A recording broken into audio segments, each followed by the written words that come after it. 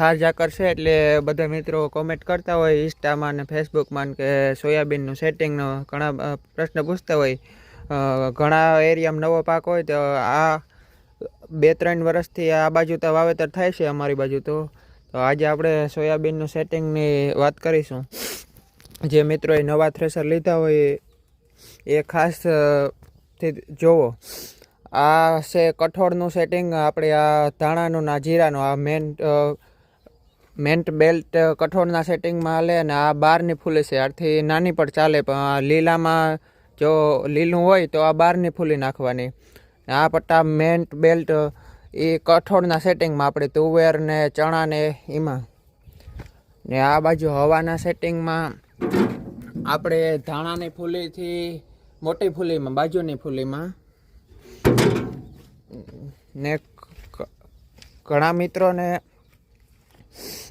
ભૂંગરામાં ઉપાડવાનો પ્રશ્ન હોય છે, તો ટ્રેક્ટરના પૂરેપૂરા આરપીએમ રાખવા, સાણો ભરાઈને એવી રીતે આપણે સંતરીનું સેટિંગ ને બધું આગળ જોઈશું.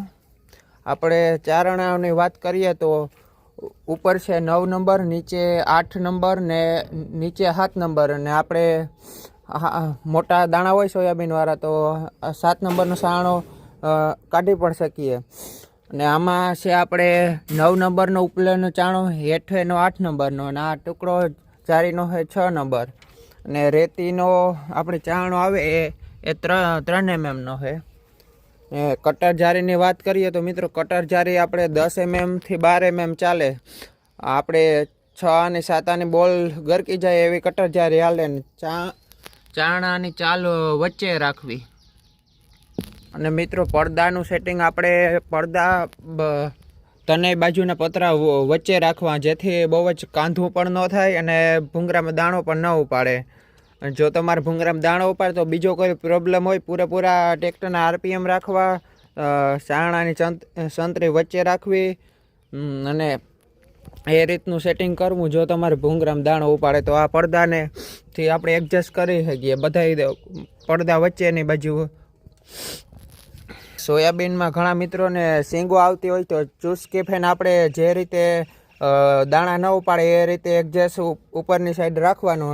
ઘણા મિત્રોને ઢગલામાં જોવે તો દાણા હોય એ ચુસ્કી ફેન ઉપાડ લેતો હોય.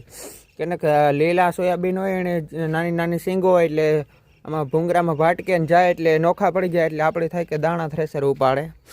સોયાબીન કાઢવામાં ખાસ ધ્યાન રાખવું કે ટ્રેક્ટરના આરપીએમ પૂરેપૂરા 12-13 આરપીએમ દેવા અને લીલા સોયાબીન ના નીકળે. આપણે ખેડૂતને કહેવાય ને કે સુકાવા દેવાને કે ને કે સોયાબીન એક અઘરી વસ્તુ છે, લીલા ન નીકળે. આપણે ઘારવાળું વાતાવરણ હોય, આ ઠાર ઝાકર આવતા હોય તો આપણે કહેવાનું કે રાતે આપણે કંતાની જે લગણું હોય એ ઢાંકી દઈએ તો સવારમાં વહેલું નીકળે. મિત્રો બધા જ બેલ્ટને સરખાથી ચેક કરી લેવા. બધા જ બેલ્ટ ટાઈટ હોવા જોઈએ. જે ઢીલા હોય તો પટાસ સ્લીપેજ મારતા હોય તો અથવા થ્રેસર પૂરેપૂરું કામ ન આપે.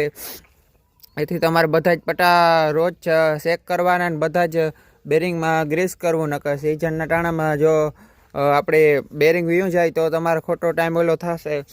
આ સોયાબીન અઘરી વસ્તુ હોય. આપણે સોરીન મગ ને બધું અખવા કાઢવા અઘરી વસ્તુ હોય. આપણે ધાણા જીરામાં વાંધો ન આવે.